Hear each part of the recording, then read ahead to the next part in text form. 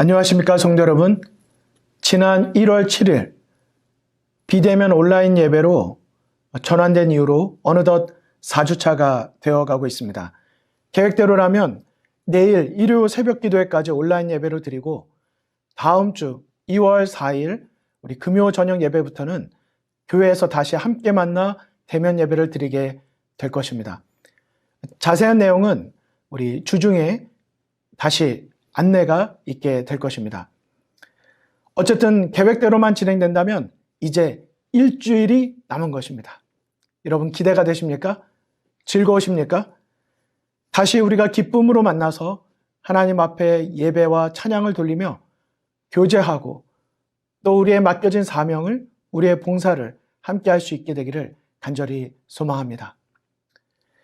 그런데 여러분 혹시 지난 한 달 동안 우리가 온라인으로 예배를 드리고 교회를 오지 않고 성도들과의 교제와 봉사가 없는 가운데 있으면서 익숙함과 안일함과 게으름의 작은 여우가 우리가 그동안 정성스럽게 만들어오던 내 마음속 믿음의 포도원을 허물고 있지는 않습니까? 어느새 내 마음속에 가득했던 예수님을 위한 자리가 이 세상에 복잡하고 많은 여러 다른 것들로 그 자리가 대신 채워지고 있지는 않습니까? 한때는 뜨거웠던 주님을 향한 우리의 사랑과 헌신의 결심이 한쪽 그늘에 방치되어서 어느덧 차가워지고 딱딱하게 식어 굳어있지는 않습니까? 우리 신앙의 영적인 겨울에서 우리가 벗어나야 할 것입니다. 요즘은 로마린다 어디를 가든지 뒷동산이 푸르러지고 우리의 들판이 푸르러지는 것을 보게 됩니다. 생명의 기운을 느끼게 되는 것이죠. 우리 로마린다 그 지역의 우리 자연계만이 아니라 우리의 심령의 푸르름이 하늘의 생기가 더 있게 되시기를 간절히 소망합니다. 저는 이 시간 특별한 권면의 말씀을 먼저 드리고 싶습니다. 우리가 4주 동안 온라인으로만 예배를 드리고 교회를 오지 않았기 때문에 더 말씀을 드리고 싶습니다. 이 시간 우리 모두의 마음속에 혹시 조금이라도 우리의 신앙이 차가워지거나 어두워졌다면 이 시간 예수 그리스도의 십자가를 다시 바라보게 되시기를 간절히 바랍니다. 날마다 내 삶에 베풀어지고 있는 하나님의 은혜를 하나하나 손꼽아 헤아려 보시기를 바랍니다. 성경에 기록되어 있는 예언의 말씀과 성취가 어떠했는지, 우리의 구원을 위한 하나님의 사랑의 헌신과 희생, 그리고 심판에 대한 경고가 어떻게 기록되어 있는지 우리 다시 성경을 펴시고 우리 함께 연구하시기를 바랍니다. 나에게 주어진 현실과 나에게 주어진 사명, 이 속에서 하나님의 거룩하고 은혜로운 부르심을, 그 음성을 다시 새롭게 듣게 되시기를 간절히 바랍니다. 주님을 온전히 바라보지 못하게 만드는 내 주변의 많은 것들을 잠깐 내려놓고 하나님 앞에 겸손히 개인적으로 기도하는 시간을 가져보시기를 바랍니다. 기도 드릴 때 무엇보다도 내 신앙의 생명력을 달라고, 내 믿음의 야성을 잃어버리지 않게 해달라고 깨어 기도하게 되시기를 바랍니다. 이 시대는 사단이 우는 사자와 같이 삼킬 자를 찾고 다니는 시기입니다. 이 사실을 잊지 말아야 할 것입니다. 진리를 찾는 간절한 노력과 하나님 앞에 드려지는 깨어 드리는 기도를 통하여 우리가 하나님 안에 믿음으로 머물지 않고는 우리 홀로 사단과 싸워 영적인 싸움에서 승리할 수 없음을 우리는 분명히 인정하고 또 기억하고 더욱더 하나님 앞에 의지하고 그분을 찾는 그런 신앙생활을 해야 할 것입니다. 영감의 글 마지막 날 사건들 172쪽에 보면 다음과 같은 표현이 나와 있습니다. 진리를 듣고 받아들일 기회가 있었던 자들과 계명을 지키는 하나님의 백성이라고 자칭하면서 제7일 안식일 예수재림 교회와 연합했으나 명목상의 교회들처럼 더 이상 생명력도 하나님께 대한 헌신도 소유하지 못한 자들이 있겠다라고 말하고 있는 것입니다. 여러분, 어떤 자들입니까? 교회와 연합했다 하지만 더 이상 생명력도 없고 하나님을 향한 어떤 헌신에 대한 열정도 없는 것입니다. 이러한 자들은 큰 흔들림의 시기에 결국 모두 넘어지게 되고 떨어져 나가게 될 것이라고 경고하고 있는 것입니다. 여러분, 실물교훈에 보면 예수님께서 알곡과 가라지의 비유를 베풀어 주신 것에 대한 자세한 설명이 나와 있습니다. 거기 알곡과 가라지를 설명하면서 다음과 같이 말씀하고 있는 것을 보게 됩니다. 그리스도께서 비유를 통해서 주시는 교훈은 남을 판단하고 정죄하라고 있는 것이 아니요 스스로의 부족을 느끼고 겸손하라는 것이다.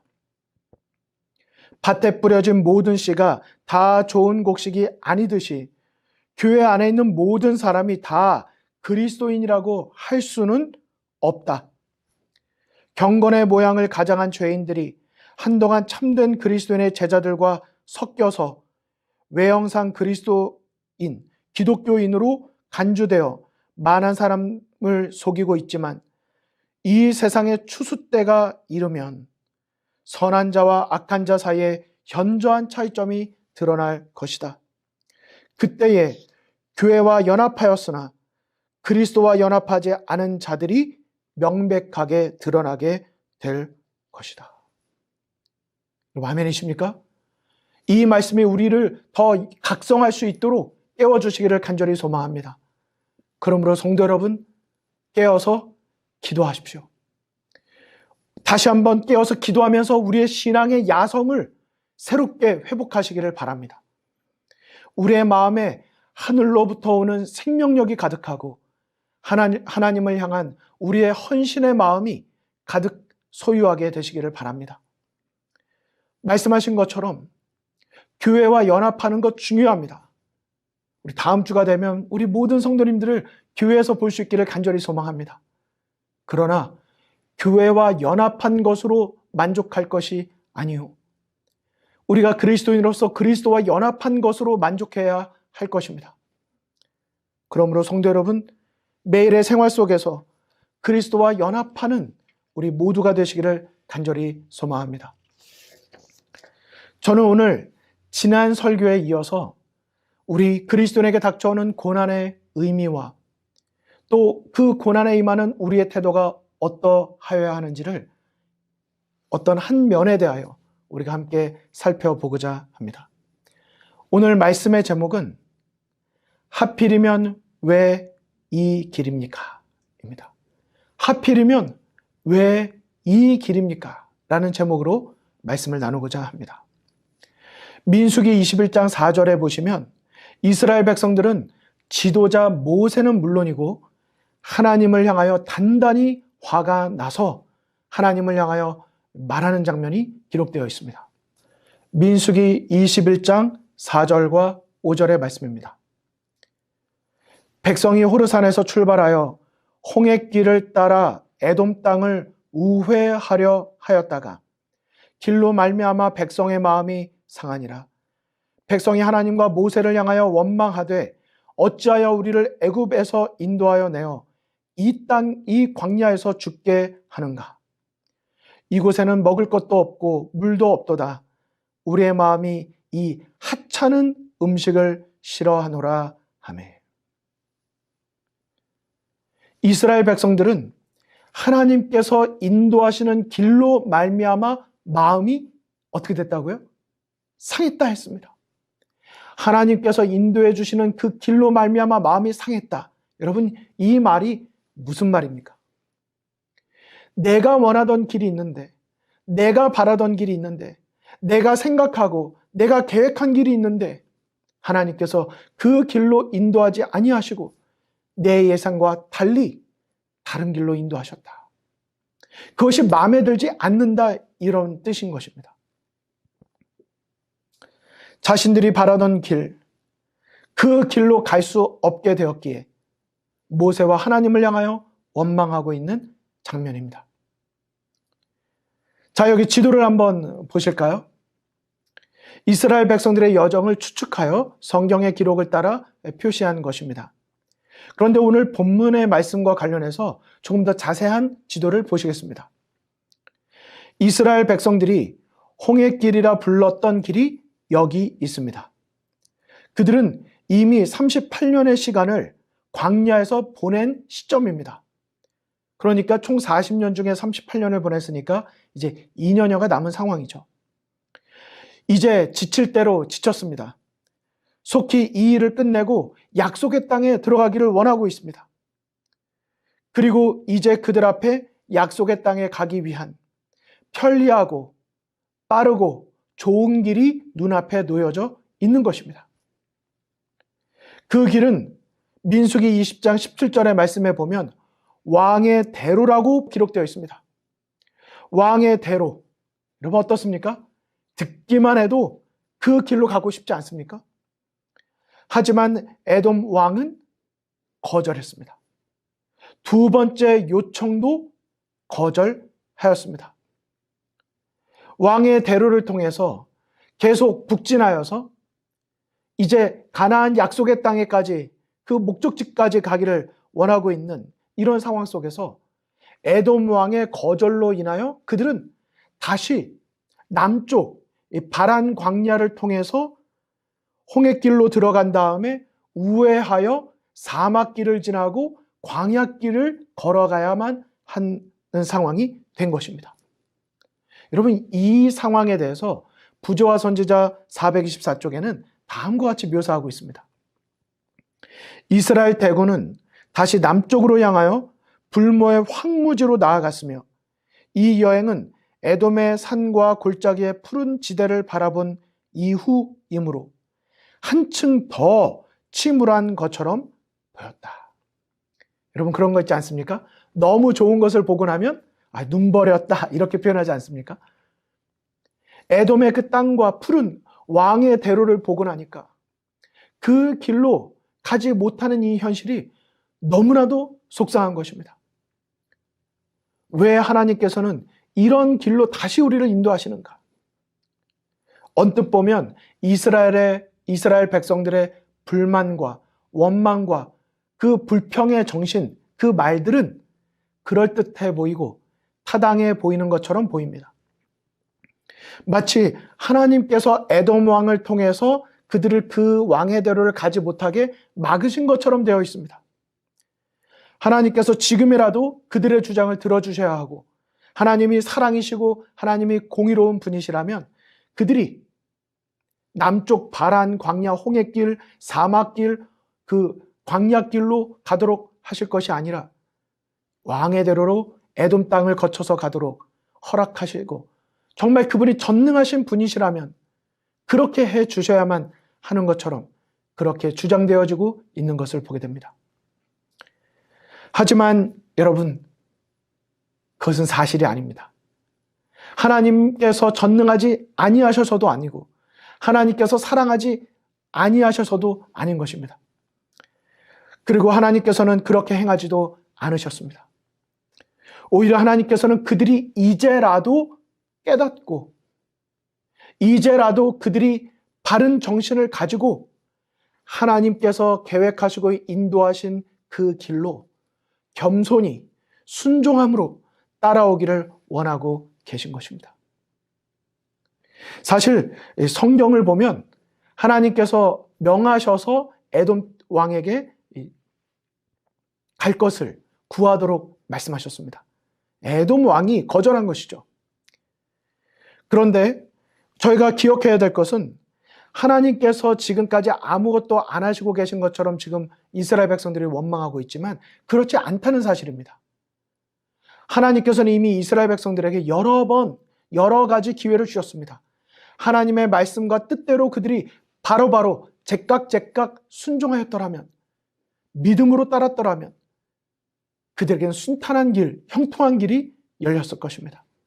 하지만 하나님께서 주시는 기회들은 다 놓치고 그들이 생각한 타이밍에 그들이 원하는 방식대로 그 일들을 진행하려 했을 때 하나님께서는 더 이상 그들을 그대로 허락하실 수가 없으셨습니다.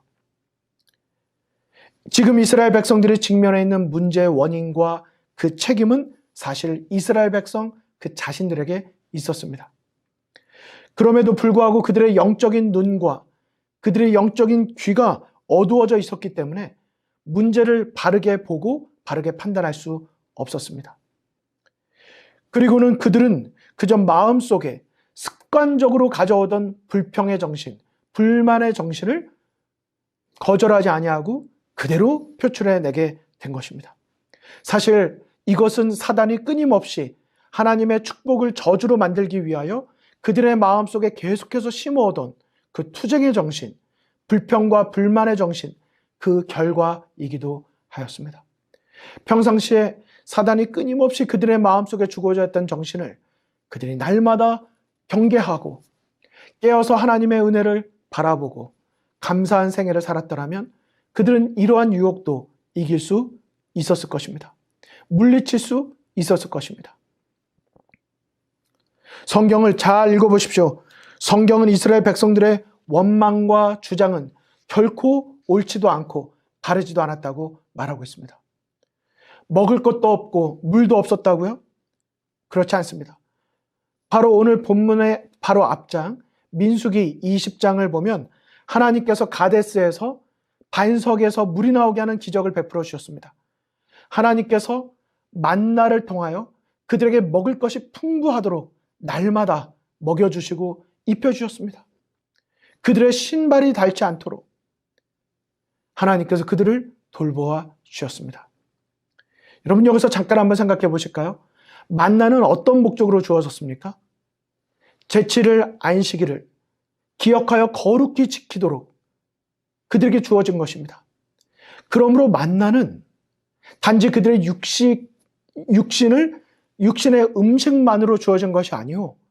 그 만나를 거두고 만나를 날마다 먹고 하는 과정에서 우리의 창조주시고 우리의 생명의 근원이 되시고 우리의 생명의 주관자가 되시고 보호자가 되시는 하나님을 기억하도록 주어진 것이었습니다.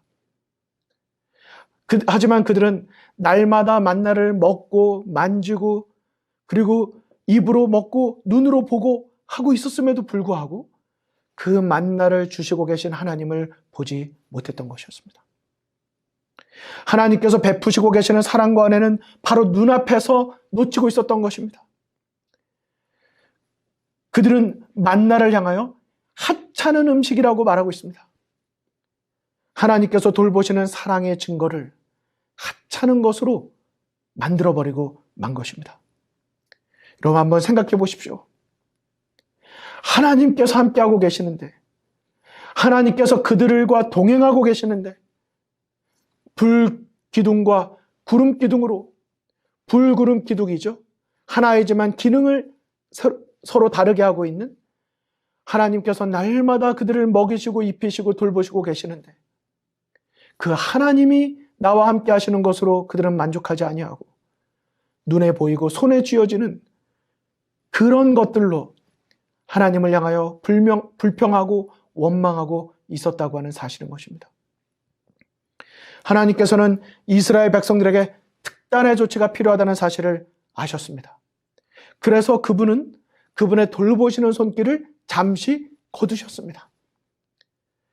그래서 그들이 하찮게 여기던 지난 날들과 그리고 오늘을 현재의 생애가 얼마나 은혜로운 것인지 얼마나 큰 감사인지를 기억하게 해주셨습니다. 그들의 욕심이 얼마나 심각하게 그들의 영적인 눈을 가리워서 하나님을 보지 못하도록 만들었는지 알려주셔야 했었습니다. 그들의 생각 속에 스며들어서 그들의 입술을 가득 채우고 있던 불평과 불만의 정신을 사라지게 만들고 그들의 마음에서 정직한 영이 새롭게 되고 그들의 입술에서 하나님을 향한 겸손함의 그 감사함의 기도가 다시 회복되어질 수 있도록 하나님께서 조치를 취하셔야 했던 것입니다. 신명기 8장 15절에 보면 그 광야는 이미 불뱀과 전갈이 가득하고 물이 없는 건조한 땅이었다고 말했습니다. 그러나 하나님은 물을 주셨고 그들이 불뱀의 전갈에 물리지 않도록 그동안 돌보아 오셨던 것이었습니다. 그들은 다시 나와 함께 하시는 하나님의 능력과 은혜를 기억해야 할 필요가 있었습니다. 민수기 21장 6절로 9절. 여호와께서 불뱀들을 백성 중에 보내어 백성을 물게 하심으로 이스라엘 백성 중에 죽은 자가 많은지라. 백성이 모세에게 이르러 가로되 우리가 여호와와 당신을 향하여 원망함으로 범죄하였사오니 여호와께 기도하여 이 뱀들을 우리에게서 떠나게 하소서. 모세가 백성을 위하여 기도하매 여호와께서 모세에게 이르시되 불뱀을 만들어 장대 위에 달라 물린 자마다 그것을 보면 살리라. 모세가 놋뱀을 만들어 장대 위에 다니 뱀에 물린 자마다 놋뱀을 쳐다본 즉 살더라.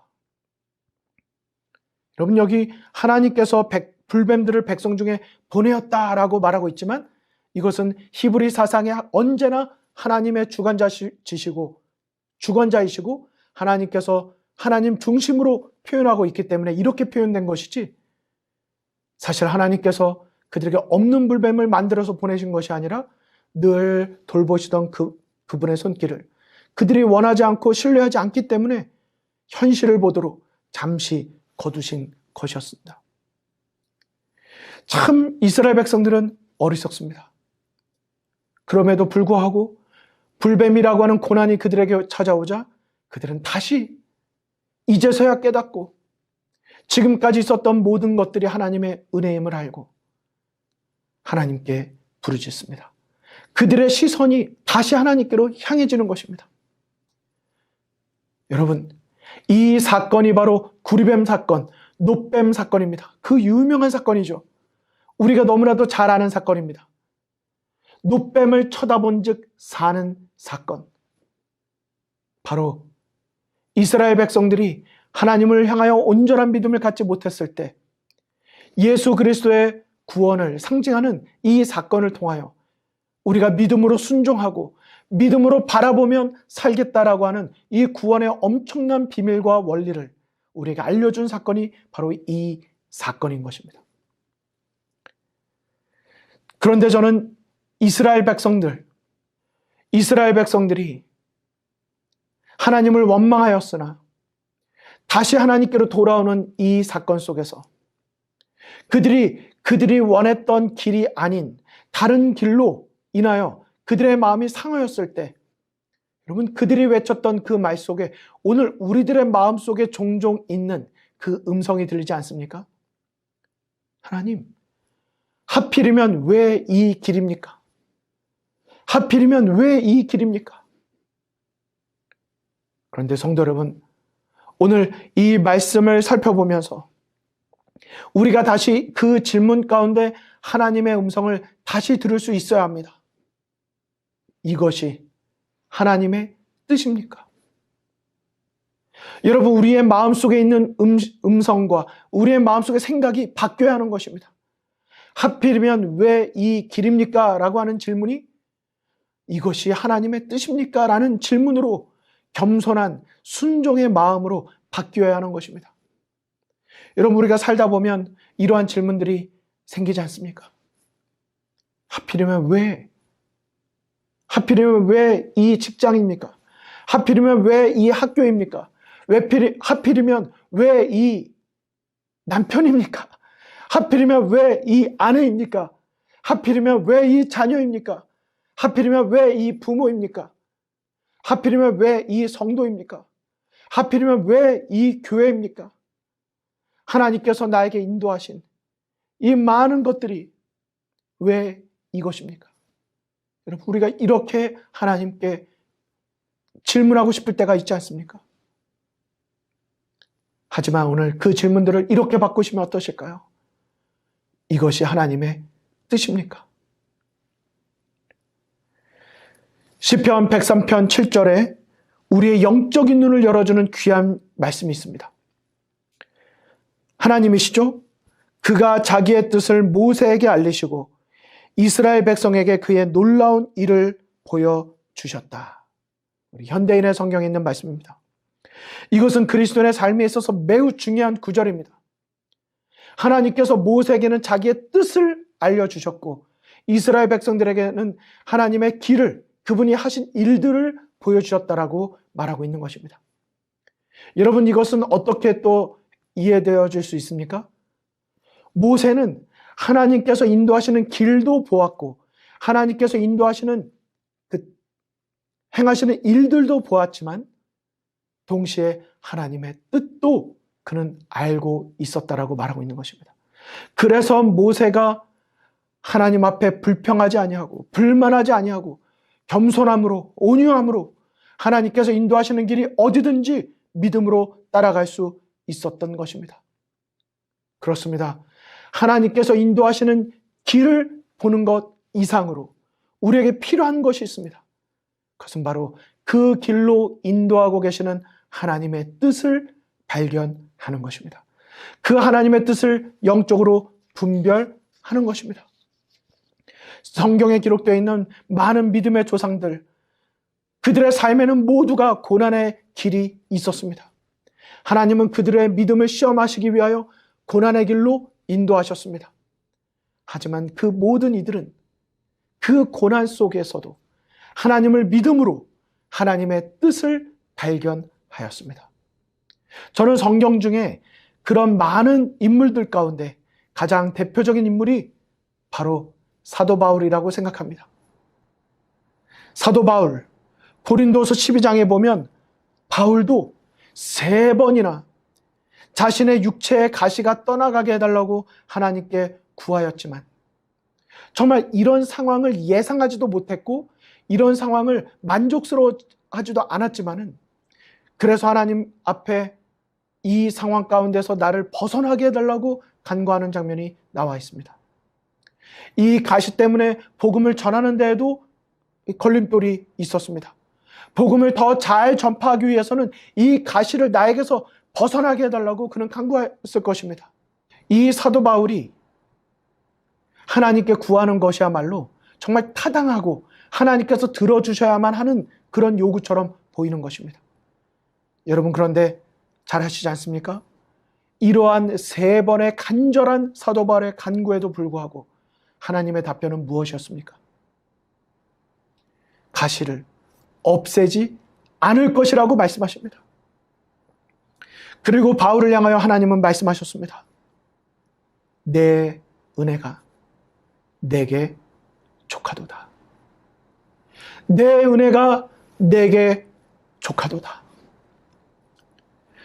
그런데 여러분, 이 말씀은 바울에게 하나님께서 포기하고 그냥 살아. 넌 이 정도도 살만하잖아. 그냥 살아. 나도 힘들어. 너도 힘들고. 이렇게 말씀하시는 말씀이 아닌 것입니다. 오히려 하나님께서는 이 사도 바울에게 이 말씀을 하심으로 오늘을 살아가고 있는 우리들에게 말씀하고 계신 것입니다. 비록 자기가 원하던 방식은 아니었지만, 예상하던 방식은 아니었지만 하나님이 원하시던 대로 일을 하시면, 그 길로 믿음으로 따라가면 어떤 일이 일어나는지를 사도 바울은 그 속에서 하나님의 놀라운 영적 원리를 발견하게 된 것입니다. 그래서 고린도서 12장 7절로 10절에 다음과 같이 고백한 것입니다. 여러 계시를 받은 것이 지극히 크므로 너무 자고하지 않게 하시려고 내 육체의 가시 곧 사단의 사자를 주셨으니 이는 나를 쳐서 너무 자고하지 않게 하려 하심이니라. 이것이 내게서 떠나기 위하여 내가 3번 주께 구하였더니 내게 이르시기를 내 은혜가 내게 족하도다. 이는 내 능력이 약한 데서 온전하여짐이라 하신지라. 이러므로 도리어 크게 기뻐함으로 나의 여러 연약한 것들에 대하여 자랑하리니 이는 그리스도의 능력으로 내게 머물게 하려 함이라. 그러므로 내가 그리스도를 위하여 약한 것들과 능욕과 궁핍과 핍박과 곤란을 기뻐하노니 이는 내가 약할 그때에 곧 강함이니라. 사도 바울은 하나님께서 왜 나의 기도를 들어주지 아니하시고 이 가시를 나에게 허락하셨는지를 하나님의 뜻을 깨달았습니다. 나로 하여금 너무 자고하지 않도록, 나의 이 연약함 때문에 자고해지지 않도록 그래서 남을 구원하고 내가 멸망하는 것이 아니라 이것으로 인하여 나를 구원하시고자 하시는 하나님의 은혜를, 그 사랑을 깨달은 것입니다. 그는 내 능력이 약한 데서 온전하여진다고 말했습니다. 여러분, 이것이 무슨 뜻일까요? 그리스도의 능력으로 내게 머물게 하려 함이라고 말했습니다. 여러분, 이것이 무슨 의미일까요? 한 선교사님은 이 말씀에 대하여 다음과 같이 간증하였습니다. 어떻게 나의 연약한 때가, 나의 고난의 때가 하나님의 능력이 온전해지는 때가 됩니까? 내가 연약할 그때는 내게 하나님 한 분만 남는 때가 되기 때문입니다. 내가 없을수록, 내가 연약할수록 나에게는 너무나 은혜입니다. 나에게는 하나님 한 분만이 계시기 때문입니다. 약하십니까? 하나님을 바라보십시오. 사단이 자꾸 너 아무것도 없지? 너 약하지? 그 소리에 우리가 속으면 안 됩니다. 정반대입니다, 여러분. 이 사람이 하나님만 온전히 의지하게 되면 온전하신 하나님의 능력이 그와 함께 하시게 되고, 그렇게 강해지게 되면 사단이 그를 이길 수 없는 것을 알기에 계속해서 건드리고 유혹하고 낙심하게 만들고 있는 것입니다. 그래서 여러분, 우리가 연약해질 때, 그때는 낭망할 때가 아니라 오히려 기뻐해야 될 때임을 기억하게 되시기 바랍니다.